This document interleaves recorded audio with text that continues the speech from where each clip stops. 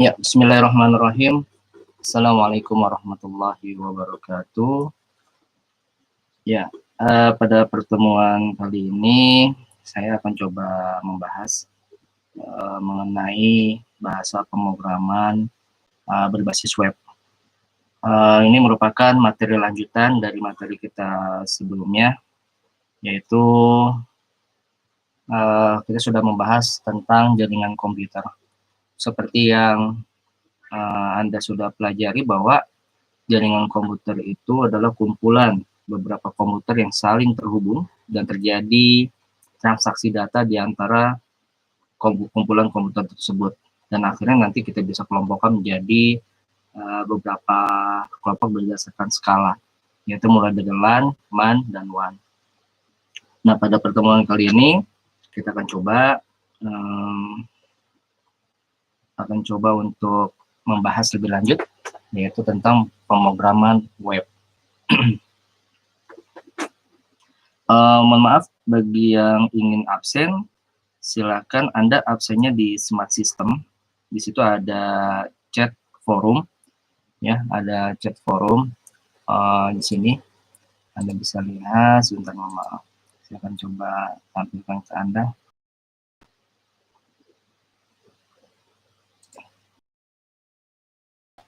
Di tampilan siswa ya, saya mohon maaf tidak bisa melihat. Di tampilan siswa itu ada untuk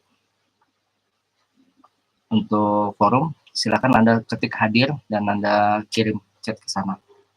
Oke, kita langsung praktek. Untuk praktek mudahnya untuk HTML ini, kita bisa memanfaatkan fitur yang sudah ada di dunia maya, yaitu di internet, yaitu dengan menggunakan website W3 School. Nah, tampilannya seperti ini. Kita buka, nah di sini PHP dan lain-lain. Nah,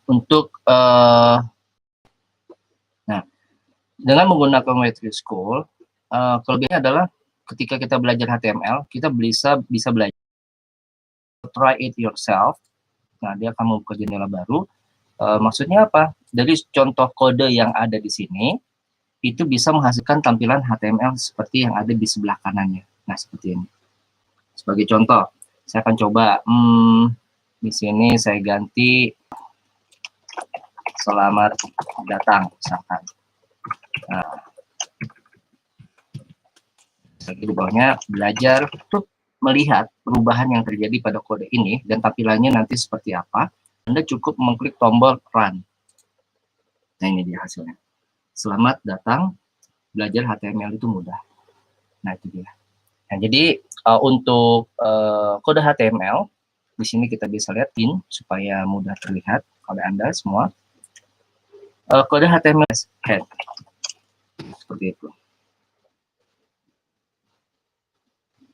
Jadi seperti itu.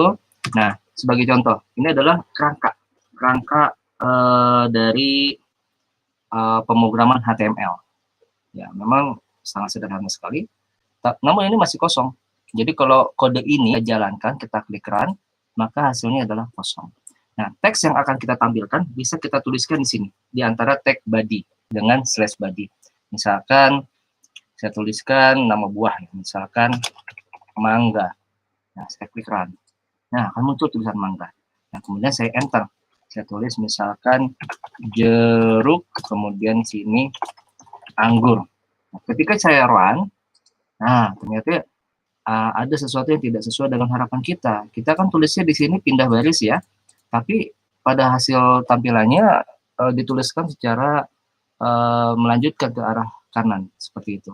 Nah, di HTML untuk pindah baris kita menggunakan tagnya namanya BR seperti ini.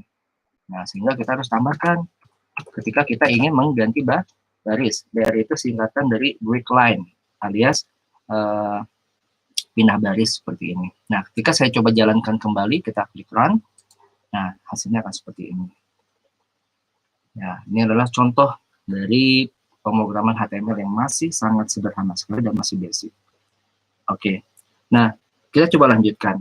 Yang dasar-dasar dulu saja, nanti Anda bisa explore di web W3 School, ya. Nah, untuk mangga, dalam penulisan di web, ataupun di Microsoft Word atau di Office itu kan ada format teks ya, yaitu ada bold, italic, kemudian dan underline. Itu juga kita bisa berikan di sini dengan menggunakan tag. Misalkan mangga ini akan saya cetak nanti tulisannya bold ya, maka saya bisa gunakan tag B yang mungkin singkatan dari bold ya, /B, berarti ditutup di sini. Saya coba klik run. Nah, hasilnya adalah tulisan mangga akan dicetak bold alias cetak tebal. Sedangkan untuk jeruk kita coba akan miringkan, maka kita gunakan I untuk singkatan italic ya, /I, berarti ditutup di sini. Kita coba klik run. Nah, maka tulisan jeruk akan dicetak miring. Dan anggur saya akan buat garis bawah, berarti U, underline ya. Nah, seperti ini. Nah, lagi di bawahnya, misalkan saya tulis buah-buahan. Nah, berarti misalkan saya tambahkan bold /B. Nah, saya coba run. Nah, dia dapat bold. Nah, teks /I seperti ini. Kita klik run. Nah, miring. Kemudian kita tambahkan lagi, di akhirnya kita harus tutup ya. Kalau nggak nanti semua satu halaman terkena formatnya. Seperti itu. Nah, seperti ini ya. Kita klik run. Nah, seperti itu hasilnya. Oke. Nah, jadi untuk HTML sebenarnya mudah, cuma memang tantangannya terletak di tag-nya, di script-nya ya. Anda mau tidak mau harus menghafal tag-tag basicnya itu apa. Tag basic yang tadi saya sudah sampaikan yaitu dari HTML, head, body, kemudian sama ini. Sedangkan yang ada di sini ini adalah format tampilan yang ada di halaman web Anda. Oke. Sampai sini untuk format teks saya stop dulu. Coba beralih dengan format equation ya. Misalkan mungkin Anda diminta tugas oleh guru matematika, kimia, ataupun pelajaran lainnya yang menggunakan equation, yaitu perpangkatan dan subscript atau superscript ya, dan lain-lain seperti itu. Nah, kita bisa menggunakan tag juga, ada tagnya lagi. Misalkan saya mau membuat tulisan bawah. Nah, dalam bahasa formatting text dinamakan subscript. Sub artinya bawah. Nah, kalau mau dinaikkan setengah spasi ke atas namanya superscript atau disingkat subscript ya, pakai P ya, sub ya, superscript ya. Nah, kan kita pindahkan ke bawah, caranya kita tambahkan tag sub di depan angka 2-nya. Dan setelah angka 2-nya kita kasih underscore slash sub seperti ini. Kemudian kita klik run. Nah, hasilnya seperti itu. Nah, kemudian kita coba pindah baris. Kita akan coba buat X pangkat 3 ya, ditambah 3X kuadrat, diambil 7X ditambah 5 sama dengan 0. Coba klik. Nah, 3 ini kita akan coba naikkan ya menjadi pangkat ya. Nah, caranya gimana? Kalau tadi sub ya pakai B itu menurunkan setengah spasi ke bawah, berarti kalau buat ke atas adalah super ya, superscript atau disingkat dengan sub pakai P. Nah, berarti di depan angka 3 ini kita tuliskan sub seperti ini. Kita gunakan slash sub. Nah, di sini juga sama. Nah, kenapa kita tutup di sini? Karena supaya hanya angka 3 saja. Angka 3. Kalau misalkan kita nggak tutup di sini, kita berikan di ujung sebelah sini, berarti ya satu baris ini ya, satu rentetan teks ini akan naik semuanya. Jadi kita coba.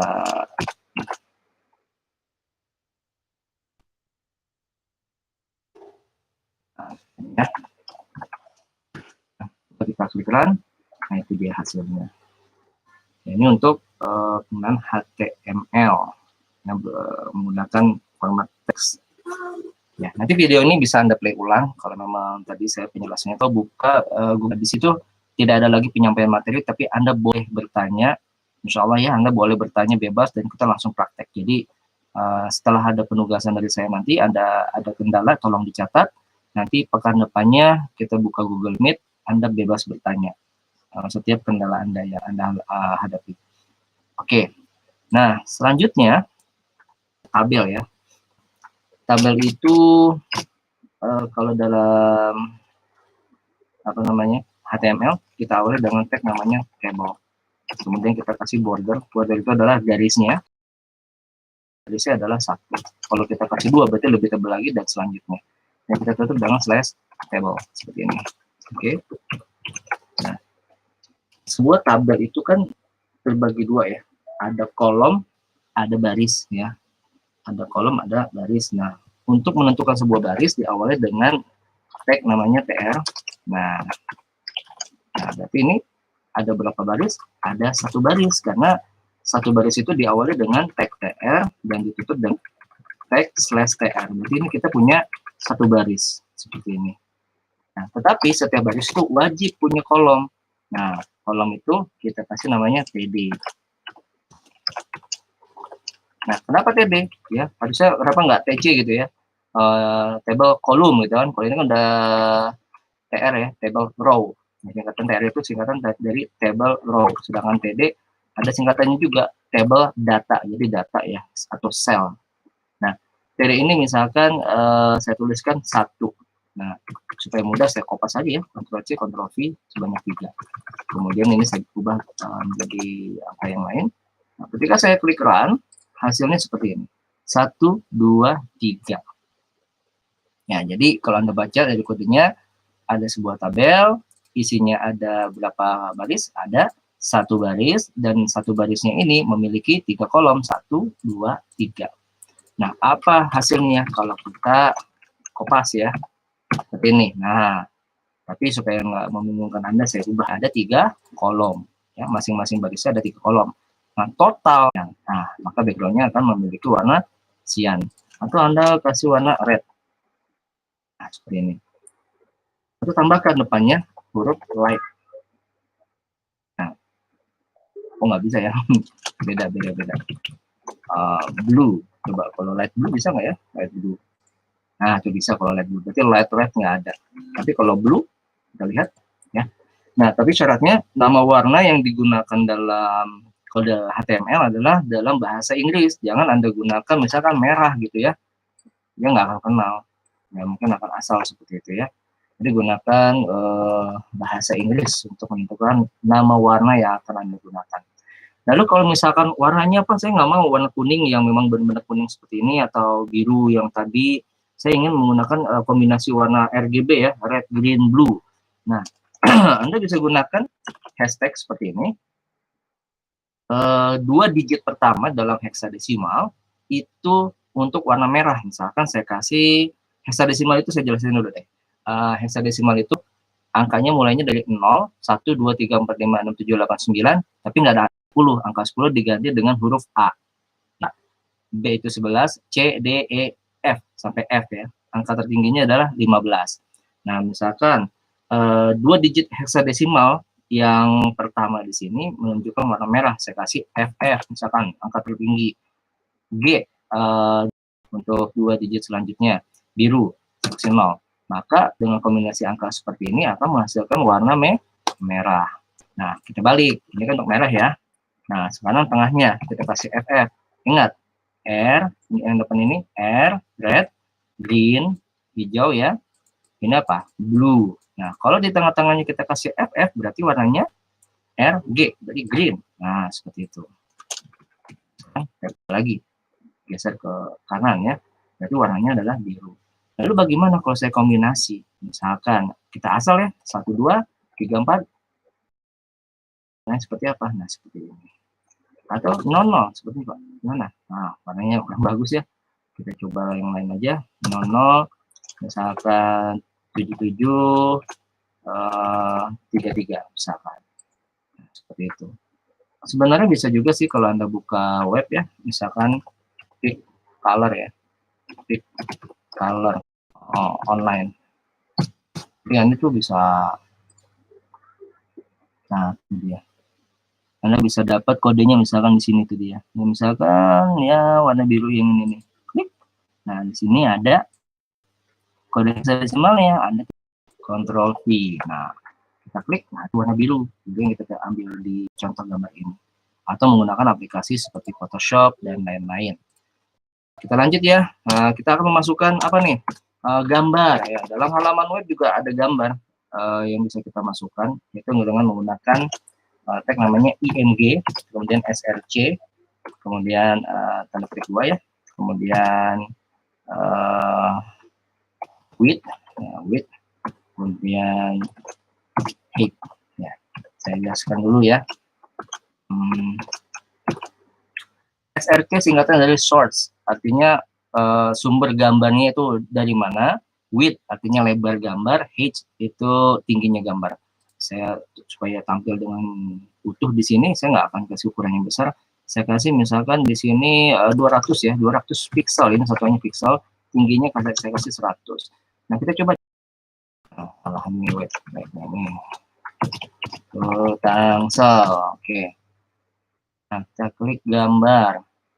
Nah di sini ada, nah pilihannya nih image address. Nah kita klik, kemudian kita balik lagi ke sini.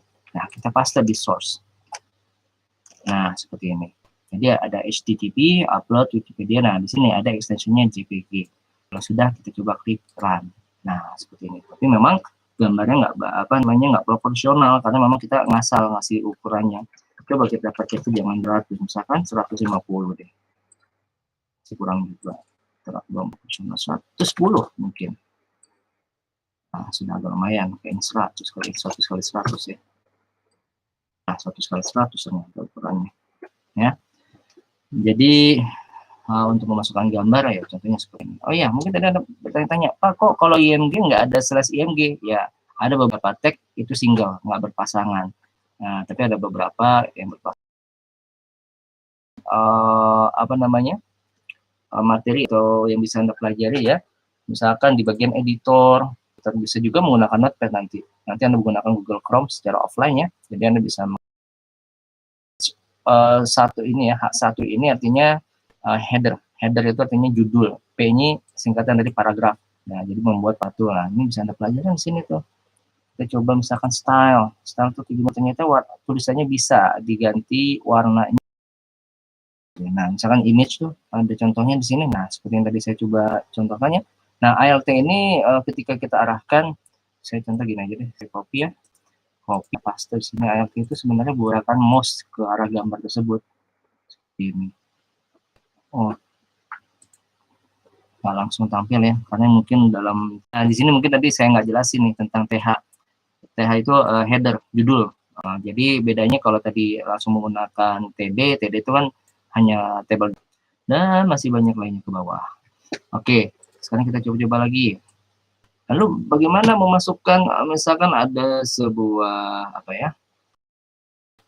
Kan kalau dalam website juga ada tuh ya di smart system deh. Contohnya ada tombol absen ya.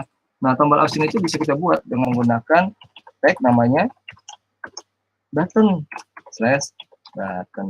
Tapi kita belum menggunakan style ya untuk membentuk tampilan yang baru. Kita gunakan komponen-komponen standar. Misalkan kita klik di sini misalkan. Ya, klik apa? Run. Nah, ini akan kode ini akan menghasilkan sebuah tombol di HTML. Klik. Nah, bisa klik, tapi nggak ada actionnya. Itu nanti tambahannya Anda bisa gunakan JavaScript. Kita fokus dulu aja ke HTML. Nah, kita gunakan apa? BR. Selanjutnya, nah, pas saya klik, oh hanya satu pilihan saja nih. Kurang enak. BR-nya saya kasih 2. Nah, jambu. Kalau Anda mau tambahkan option yang lain bisa. Anda kopas. Itu apa? Mangga. Jeruk. Anda klikkan. Nah, di sini Anda bisa lihat bahwa pilih-pilihan yang Anda bisa gunakan seperti ini. Ya, untuk drop down ada pilihan seperti itu. Sedangkan kalau untuk memasukkan teks biasanya saya tuh kalau di smart system menggunakan ini. Gunakan biar dulu ya, biar ada jarak antar komponennya. Menggunakan text area. Text area / text area. Nah, jawaban. Salah. Jawaban Anda. Misalkan. Klik run. Begitu bedanya kalau ini bisa memasukkan teks lebih dari satu baris. Nah, kalau yang cuma bisa satu baris itu kita menggunakan tag namanya input type sama dengan teks seperti ini. Misalkan seperti itu, kita klik ya, saya menggambar tampilannya. Nah, kalau ini hanya satu baris saja, nggak bisa di enter. Oke. Nah, kalau komponen selanjutnya, saya gunakan ini dulu deh, punya baris dulu, salah. Dan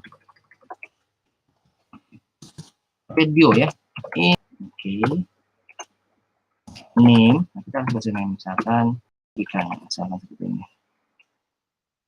Pendidikannya, kurang tutup. Nah, misalkan seperti ini, kita kasih judulnya value. Kita kasih dia. Kita bikin template-nya dulu aja. Nah, ini maaf, SD, SMP, sekolah dasar, sekolah menengah pertama, kurang besar. Atas, oke. Coba klik run. Nah, pilih salah satu saja. Ini untuk tipenya apa? Radio. Lalu apa ya kalau misalkan saya rubah? Saya kopas saja biar nggak lama. Kita kasih biar dulu, biar ada apa? Jaraknya ya. Oops, nggak salah. Kita paste di sini. Ini ganti menjadi checkbox. Oke. Pas, tapi pilihannya cukup sama aja, jangan terlalu.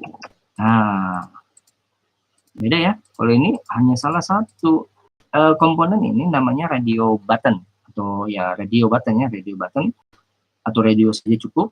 Sedangkan komponen yang di bawah ini adalah checkbox. Perbedaannya adalah kalau radio button Anda hanya bisa memilih salah satu beberapa. Sedangkan kalau checkbox Anda memungkinkan untuk tidak memilih sama sekali, memilih satu, memilih beberapa, atau memilih semua.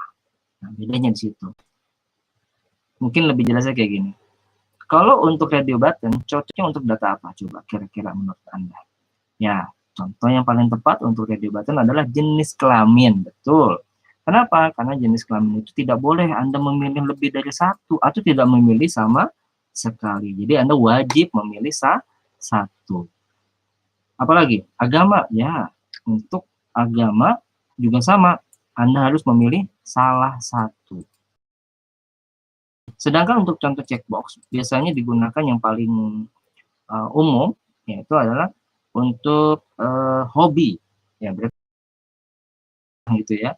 Nah itu boleh Anda pilih salah satu, beberapa, semuanya, atau bahkan Anda nggak mau milih sama sekali, itu nggak jadi masalah. Untuk kotak ini biasanya digunakan untuk apa? Itu untuk memasukkan teks sederhana, misalkan seperti nama, kemudian umur. Biasanya digunakan untuk jawaban panjang, misalkan alamat lengkap ya, mulai dari jalan, RT, RW, kemudian kelurahan, kecamatan, identik dengan radio ya. Cuma bedanya kalau radio itu semua pilihan akan ditampilkan ya, semua data-datanya akan ditampilkan. Di hide dulu pilihan yang lain, dan ketika kita klik baru muncul pilihannya seperti ini. Jadi sebenarnya ini lebih menghemat tempat sih. Menyukai data yang banyak atau mungkin yang lebih ringkas. Nah, kita kalau untuk ringkas bisa menggunakan komponen select seperti ini. Nah, yang ini fungsinya tadi untuk mengeksekusi, misalkan setelah gitu ya, atau simpan dan lain-lain. Ya, inilah pemrograman web ya dengan menggunakan HTML. Tool dari saya yang basic-basic aja, basic sini nih, misalkan menggunakan heading, paragraf, link. Nah ini hyperlink ya. Nah ini juga bisa nanti Anda pelajari, Anda bisa try it yourself, menggunakan gambar dan lain-lain. Kemudian masalah formatting tadi sudah saya jelaskan, itu kalau B untuk bold, strong, important text, I untuk italic ya kan, dan lain-lain. Ada sub ya, tadi kita sudah gunakan. Ya Anda coba-coba dulu aja, belajar HTML silahkan. Nanti pekan depan kita akan coba membuat sebuah project sederhana ya, project sederhana sekali tentang HTML. Kalau nanti Anda kira-kira aktif, misalkan Anda bisa membuat kalkulator atau rumus misalkan dalam pelajaran untuk anak IPA misalkan, volume tabung. Nah, nanti kita bisa buat sebagai gambaran ke depan. Misalkan volume tabung itu rumusnya apa ya? Panjang ya, tinggi ya, maaf, tinggi ya, teks gitu ya. Kemudian kita kasih di sini name adalah nama variabel ya, nanti nilainya akan disimpan di sini. Input type text name, misalkan tinggi, kita gunakan huruf kecil aja. Nah, kita gunakan sini br, nah, gitu ya.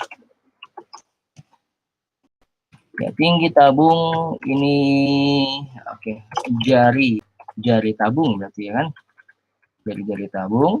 Nah, di sini jari 2 gitu, nggak apa-apa, boleh. Nah, kemudian di bawah kita kasih apa?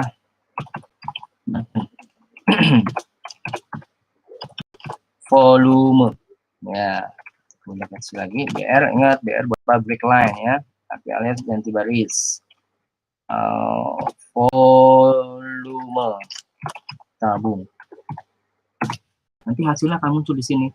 Nah, itu nggak bisa hanya HTML aja, kita harus kita akan coba belajar yang sederhana.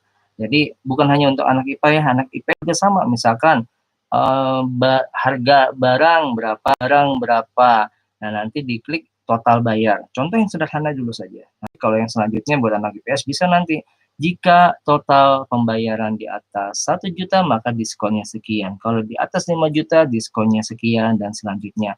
Dan jika harganya sekian, nanti ada pajak atau tidak, segala macam. Nah, kan yang kita nggak mau yang sulit-sulit dulu ya. Kita mulai dari yang sederhana, yang sekiranya Anda bisa mengikutinya dengan mudah dan menyenangkan buat Anda, maka nanti bebas, nggak harus Anda ambil dari materi pelajaran ya. Misalkan, saya nggak mau apa, saya maunya yang menyenangkan aja ya. Misalkan, berat ideal Pak, tinggi badan sama berat badan. Nah, pasti klik tombol akan ada tulisannya berat Anda ideal, berat Anda kurang ideal, berat Anda pilihan. Misalkan seperti itu, dengan aplikasi yang bermanual, yang berbasis web. Jadi pilihan dari pembelajaran Anda mampu membuat aplikasi web ya yang sederhana saja ya.